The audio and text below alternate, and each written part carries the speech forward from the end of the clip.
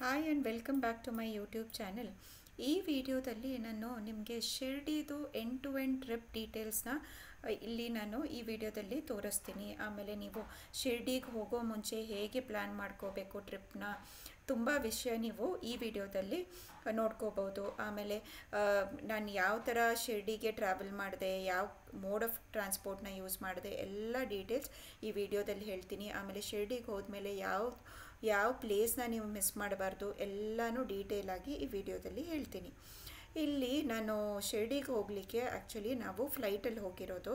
ಯಾಕಂದರೆ generally train ಇಲ್ಲ bus ತಗೊಂಡ್ರೆ ಅಟ್ಲೀಸ್ಟ್ 20 hours ಜರ್ನಿ ಇರುತ್ತೆ, 1.5 day ಆಗುತ್ತೆ. ಹಾಗಾಗಿ ನಾವು ಶಿರ್ಡಿಗೆ ಈ ಸಲ ಫ್ಲೈಟಲ್ಲಿ ಹೋಗಿರೋದು. ಇದು ನಮ್ಮದು ಫಸ್ಟ್ ಟ್ರಾವೆಲ್ ಶಿರ್ಡಿಗೆ. ನಾನು ಇಷ್ಟು ತನಕ ಶಿರ್ಡಿಗೆ ಹೋಗಿಲ್ಲ, ಇದೇ ಫಸ್ಟ್ ಟೈಮ್ ಹೋಗಿರೋದು. ತುಂಬಾ ಬೆಸ್ಟ್ ಟ್ರಿಪ್ ಅಂತ ಹೇಳ್ಬೋದು. ತುಂಬಾ ಚೆನ್ನಾಗಿತ್ತು ಟ್ರಿಪ್ಪು. ಫ್ಲೈಟಲ್ಲಿ ಆ್ಯಕ್ಚುಲಿ ಪರ್ ಹೆಡ್ಗೆ ನಮಗೆ ಒನ್ ವೇ 5,000 ಆಗುತ್ತೆ.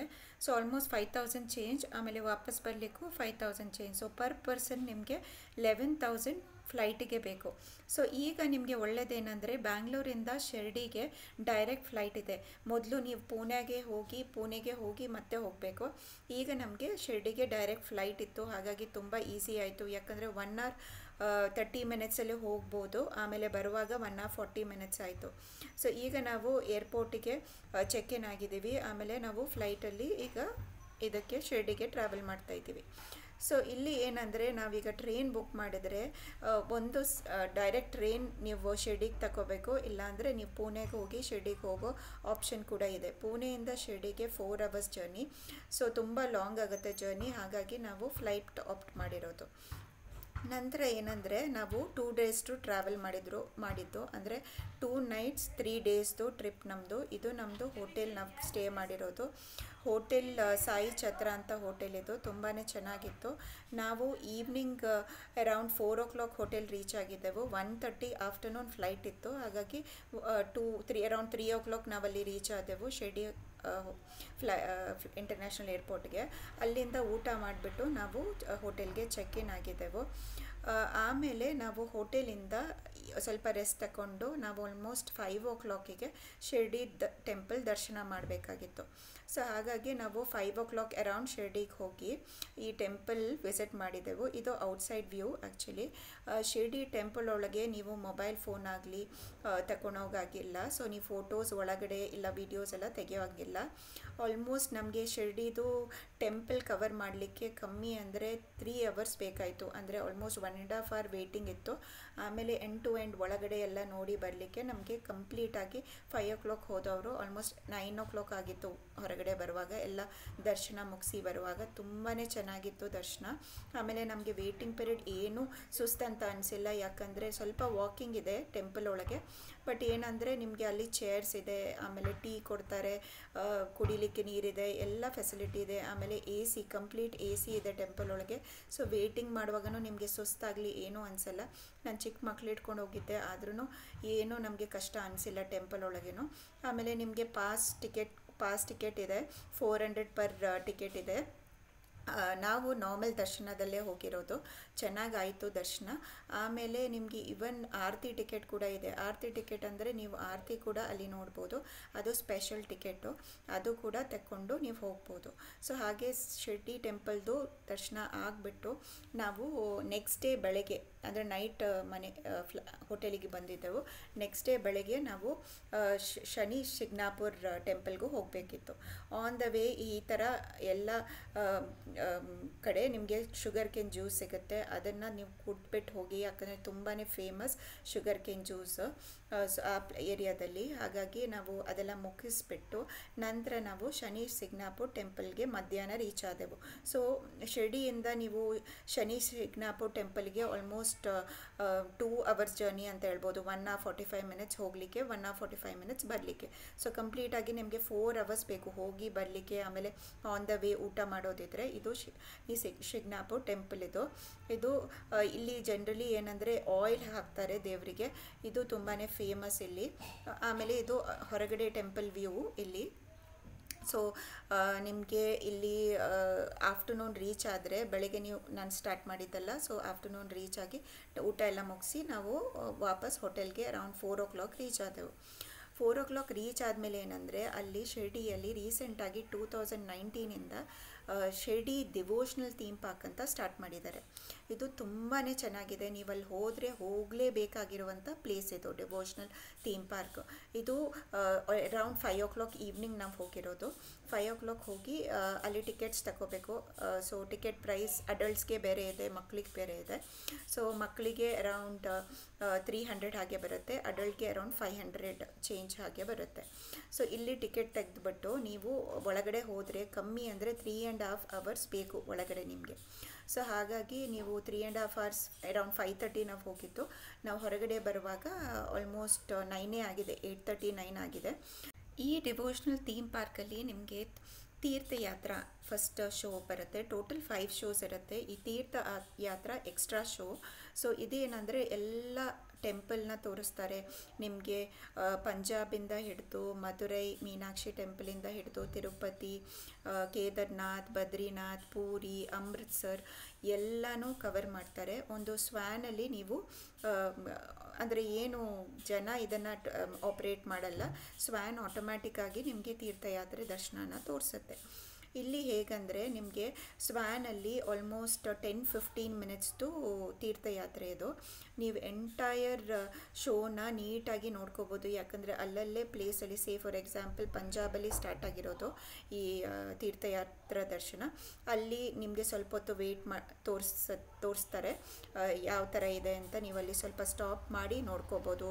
ನೆಕ್ಸ್ಟ್ ನೀವು ಈಗ ಅಮೃತ್ಸರ್ ನೋಡ್ತೀರಾ, ಆಮೇಲೆ ಪೂರಿ, ಆಮೇಲೆ ಮಧುರೈ ಮೀನಾಕ್ಷಿ ಟೆಂಪಲ್, ತಿರುಪತಿ ಟೆಂಪಲ್, ಅದನ್ನೆಲ್ಲ ನೀಟಾಗಿ ನಿಮಗೆ ನೋಡ್ಕೋಬೋದು. ಆಮೇಲೆ ಅದರಲ್ಲಿ ವಾಯ್ಸ್ ಕೂಡ ಇರುತ್ತೆ. ಸೊ ಹಾಗಾಗಿ ನಿಮಗೆ ಕೇಳಲಿಕ್ಕೂ ತುಂಬಾ ಚೆನ್ನಾಗಿದೆ, ನೋಡಲಿಕ್ಕೂ ಸಿಕ್ಕಾಬಟ್ಟೆ ಚೆನ್ನಾಗಿದೆ.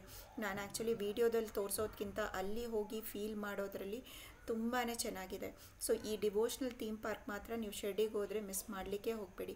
ಶಿರ್ಡಿ ಟೆಂಪಲ್ ಪ್ರೀವಿಯಸ್ ಡೇ ಮುಗಿಸಿ next day devotional theme park ಮಾಡಿ ನಿಮಗೆ ಬೆಳಗ್ಗೆ ಎಲ್ಲ ಶನಿ ಸಿಗ್ನಾಪುರ್ ಮುಗಿಸಿ ಡಿವೋಷ್ನಲ್ ಪಾರ್ಕಿಗೆ ಈವ್ನಿಂಗ್ ಬಂದರೆ ನಿಮಗೆ ನೈಟಲ್ಲಿ ಲೇಸರ್ ಶೋ ಕೂಡ ಇದೆ ಇದೇ ಥೀಮ್ ಪಾರ್ಕಲ್ಲಿ.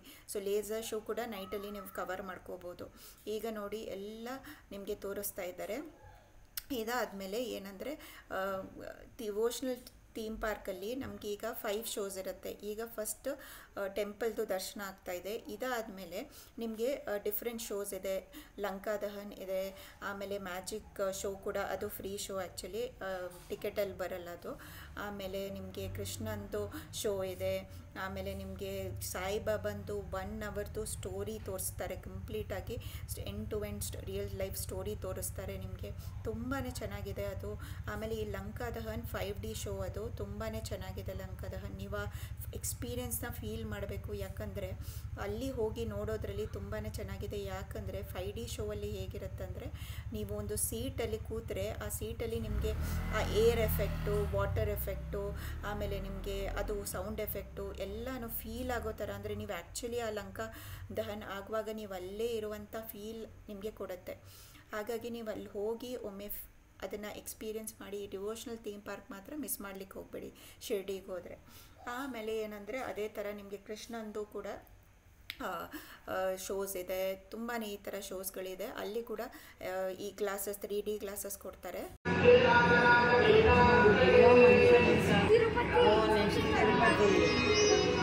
आंध्र प्रदेश के चित्तूर की ये पहाड़ियां हमें पहुंचाएंगी भारत के सबसे प्रसिद्ध मंदिर तिरुपति बालाजी के दर्शन के लिए। 1700 साल पुराना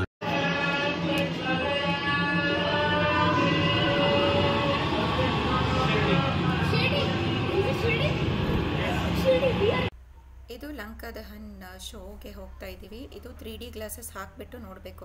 ಈಗ ಕೆಲವೊಮ್ಮೆ ಹಾರ್ಟ್ ಪೇಷಂಟ್ ಇರೋರು, ಪ್ರೆಗ್ನೆಂಟ್ ಆಗಿರೋರಿಗೆ ಜನರಲಿ ಈ ಚೇರ್ ಪ್ರಿಫರ್ ಮಾಡಲ್ಲ. ಯಾಕಂದರೆ ಈ ಚೇರ್ ತುಂಬಾ ಮೂವ್ ಆಗುತ್ತೆ, ಆಮೇಲೆ ತುಂಬ ಎಫೆಕ್ಟ್ ಕೊಡುತ್ತೆ. ಹಾಗಾಗಿ ಅವರು ಸಪ್ರೇಟ್ ಚೇರ್ ಕೂಡ ನಿಮಗೆ ಕೊಡ್ತಾರೆ ಅಂಥ ಪೇಷಂಟ್ಸ್ಗೆ. ನೀವು 3D ಗ್ಲಾಸ್ ಹಾಕಿ ನೋಡೋದ್ರಲ್ಲಿ ಎಫೆಕ್ಟೇ ಡಿಫ್ರೆಂಟ್ ಆಗಿರುತ್ತೆ.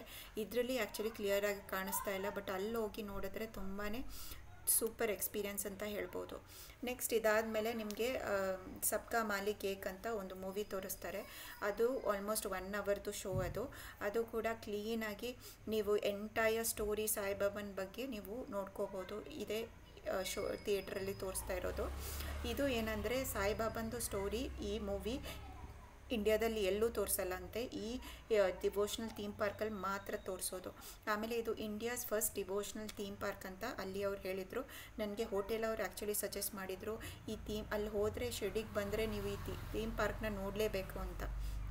ಹಾಗೆ ಇದೇ ಥರ ಇನ್ನೂ 4 ಶೋಸ್ಗಳಿದೆ, ಅಲ್ಲಿ ಹೋಗಿ ಒಮ್ಮೆ ವಿಸಿಟ್ ಮಾಡಿ ನೋಡಿ. ಆಮೇಲೆ ಔಟ್ಸೈಡ್ ಈ ಥರ ಸಾಯಿಬಾಬಂದು ದರ್ಶನ ಮಾಡ್ಬೋದು. ನಂತರ ನೈಟ್ ಆಗಿತ್ತು, ಆಲ್ಮೋಸ್ಟ್ 8:30 ಆಗಿತ್ತು ನಾವು ಥೀಮ್ ಪಾರ್ಕಿಂದ ಹೊರಗೆ ಬರುವಾಗ. So almost 3.5 hours show. So ಅಂದರೆ ಅವ್ರದ್ದು ಪ್ಲ್ಯಾನ್ ಇದೆ, ಟೈಮಿಂಗ್ ಬೇಸ್ ಶೋ ಅದು. So every show will be around 20 minutes, ಕೆಲವುದು 1 hour, ಕೆಲವುದು 15 minutes, ಕೆಲವುದು 10 minutes ಹಾಗೆ. ಆಮೇಲೆ ನಾವು ಔಟ್ಸೈಡ್ ಬಂದು ಕೂತಿದ್ದೆವು. ನಮಗೆ ಈ ಲೈಟ್ ಶೋ ಇದೆ ಅಂತ ಆ್ಯಕ್ಚುಲಿ ಗೊತ್ತಿಲ್ಲ ಇತ್ತು. ಹಾಗಾಗಿ ನಾವು ಸುಮ್ಮನೆ ಹೊರಗಡೆ ಬಂದು ನೋಡ್ತಾ ಇರೋ ಟೈಮ್ಗೆ ಲೈಟ್ ಶೋ ಸ್ಟಾರ್ಟ್ ಮಾಡಿಬಿಟ್ರು. ಸೊ ಏನಂದರೆ ಇನ್ ಅ ಡೇ ನಿಮಗೆ ಈವ್ನಿಂಗ್ 2 ಸಲ ಮಾತ್ರ ಲೈಟ್ ಶೋನ ತೋರಿಸ್ತಾರೆ, ಒಂದು 7:30ಗೆ, ಇನ್ನೊಂದು 8:30ಗೆ. ಸೊ ಇದು ಲೈಟ್ ಶೋ 20 minute ಶೋ. ಇದು ಚೆನ್ನಾಗಿ ನೀವು ನೋಡ್ಕೋಬೋದು. ಇದು ತುಂಬಾ ಚೆನ್ನಾಗಿತ್ತು. ನೀವು ಆ್ಯಕ್ಚುಲಿ ಇದನ್ನು ಎಕ್ಸ್ಪೀರಿಯೆನ್ಸ್ ಮಾಡಬೇಕು. ನಾನು ಈ ಲೈಟ್ ಶೋನ ವೀಡಿಯೋನ ನೆಕ್ಸ್ಟ್ ಹಾಕ್ತೀನಿ, ಕಂಪ್ಲೀಟ್ ವೀಡಿಯೋನ ಹಾಕ್ತೀನಿ. ನನಗೆ ಎಷ್ಟು ಕ್ಯಾಪ್ಚರ್ ಮಾಡಲಿಕ್ಕಾಗಿತ್ತು ಅದೆಲ್ಲ ಕ್ಯಾಪ್ಚರ್ ಮಾಡಿ ಹಾಕ್ತೀನಿ ನನ್ನ ಚಾನಲಲ್ಲಿ. ಅದನ್ನು ಕೂಡ ನೀವು ಒಮ್ಮೆ ನೋಡಿ. ಆಮೇಲೆ ಈ ಲೈಟ್ ಶೋನ ಮಿಸ್ ಮಾಡಬೇಡಿ. ಸೊ ನಾನು ಹೇಳಿರೋವಂಥ ಐಟ್ನರಿ ಪ್ರಕಾರ ನೀವು ಹೋದರೆ ಇದು ಎಲ್ಲ ನೀವು ಕಂಪ್ಲೀಟಾಗಿ ಕವರ್ ಮಾಡ್ಕೋಬೋದು. ಡಿವೋಷ್ನಲ್ ಥೀಮ್ ಪಾರ್ಕು, ಆಮೇಲೆ ಲೈಟ್ ಶೋ, ಟೆಂಪಲ್ ದರ್ಶನ ಎಲ್ಲ.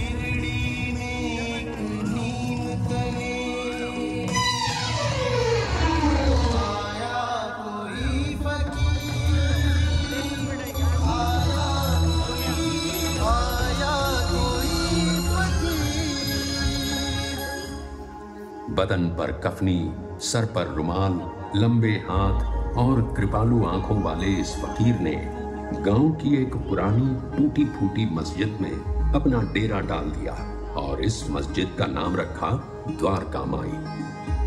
ये फकीर दीन भी था और दयालु भी, हिंदू भी था और मुसलमान भी, इंसान भी था और भगवान भी। शिरडी में खंडोबा के भक्त मानसापति ने जब इस फकीर को देखा तो अनायास ही वे पुकार उठे, मेरे साईं। आज वही साईं पूरी दुनिया का साईं बाबा बन चुका है। बाबा के दरबार में किसी से घृणा नहीं, किसी से द्वेष नहीं, है तो सिर्फ प्रेम और क्षमा। समय चलता गया और बाबा की कीर्ति एक सुगंध की तरह सारी दुनिया में फैल गई। दादा साहेब खापर्डे से लेकर लोकमान्य तिलक तक कितने समाज मान्य नेता सिर्फ बाबा से मिलने और उनका आशीर्वाद लेने इसी शिरडी में आ चुके हैं। पंच तत्व हो वश में जिसके, उसको क्या